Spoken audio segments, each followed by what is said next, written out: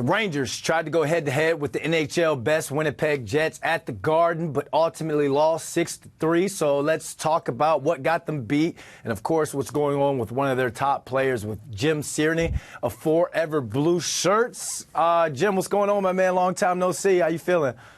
Hey, Brandon, my pleasure to be here. I'm feeling great. Ranger faithful, maybe not so much. All right, and you were at the game last night, so let's get straight to it.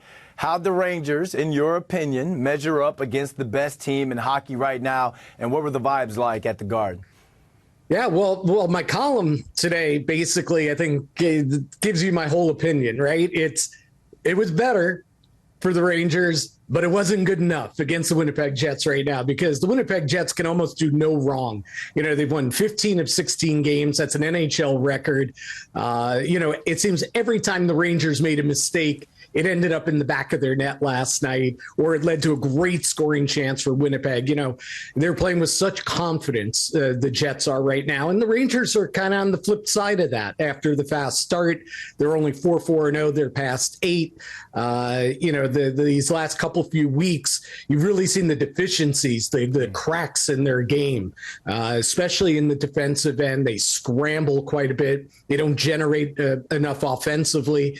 But that said, I thought they were better last night. I thought their overall game was better last night. Listen, they had to raise their level of play where they've been the past couple weeks. They had to raise their level of play to keep up with the best team in the league right now. And I thought that for the most part they did. But the difference was they made some egregious mistakes, and Winnipeg made them pay for it. And that's what good teams do, right? Yep, you mentioned the defensive side of things, so let's stay on the defense. Philip Hedl came out after the game and said, we need to help our goalies more. So if you're Peter Laviolette, how do you clean up the defensive side of things? Yeah. There are quite a few things that need to be better defensively. The guys will tell you, Jacob Trouba is big on talking about, we have to work as a 5-man unit. It's not, it's the defenseman's fault, or, it's the forward's fault, in the defensive zone. It's, we need to work better as a 5-man unit. And I really felt these past couple weeks that they've been a step behind. And other teams are dictating how games are being played. Now, you can argue if you play Winnipeg, the best team in the league right now, and they dictate kind of how the game is played, well, they're the best team in the league. Okay, that's going to happen. I'm not even so sure that happened so much last night, but you can make that argument. But when the Buffalo Sabres run you out of your own building because they're a step better, because they're dictating how the game is played, they're out hustling you, they're just seem more involved in the game, their compete level is higher. That's what's unacceptable. And that's been the case for the Rangers these last couple weeks. And, that's where I thought they were better last night. And Peter Laviolette said it too. Our compete level was better. He liked that they were dictating the game more offensively. So the Rangers were pushing the attack. They just weren't on the defensive or caught in between. They've been caught in between so much these last couple of weeks. But defensively, they're still sloppy. They're still a little bit of a step slow. And as far as working as that full 5-man unit together in 5-man units, as Trouba talks about, there were still issues in that area yesterday. The turnovers, when I say egregious, there were some egregious turnovers last night. Well, let's talk about Mika Zibanejad, because 3 of his turnovers directly led to Jets goals. And as you know, Jim, he's kind of struggled the last couple of games. So what's up with our favorite Swede, man? Are you worried about him? So here's the thing with Zibanejad. He's a guy throughout his career. He will have tremendous highs and lows when it comes to confidence.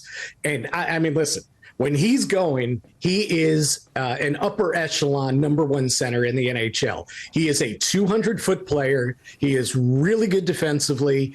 And, obviously he can be an elite offensive player. The issue is confidence. His confidence can go with a snap of the finger. And when it goes south, it goes south for him. And right now he's in a funk. They shook up the lines. They've moved him away from Chris Kreider, who's been his longtime line mate, just to try and get each of those guys going, especially 5-on-5, because both of them have really struggled to generate offense 5-on-5. So they've switched up his lines. Listen, not a bad consolation to go play with Artemi Panarin and Alexei Lafreniere.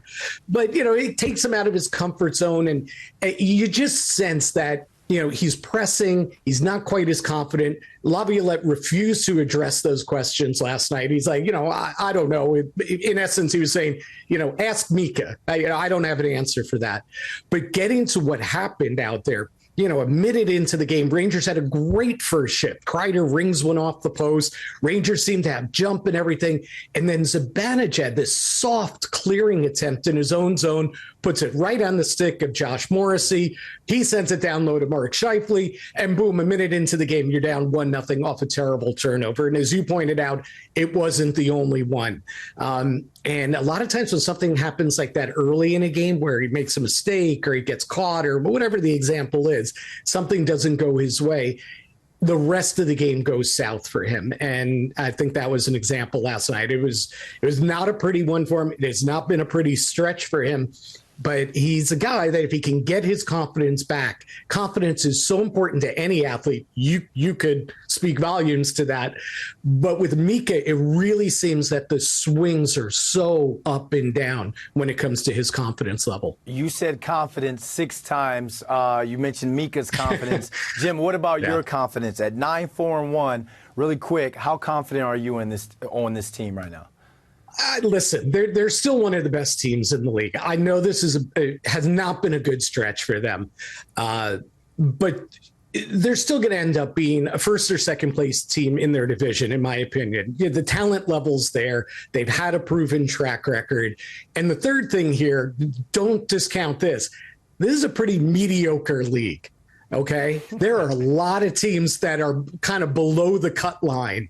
There aren't a lot of upper echelon teams in this league, and I think the Rangers are one of them. And they still have months to figure it out before the playoffs and, tweak things here and there. They're going to find it. The personnel is there. The coach is there. Great goaltending, great special teams. There are things they have to clean up. And to be honest, I thought last night was a step in the right direction. So I still believe in the group. But they need to play better against the good teams. They did not look good against Florida. They did not look good against Washington. And, last night they were better, but not good enough against Winnipeg. So they fattened up 9-4-1 on some of those mediocre teams I talked about.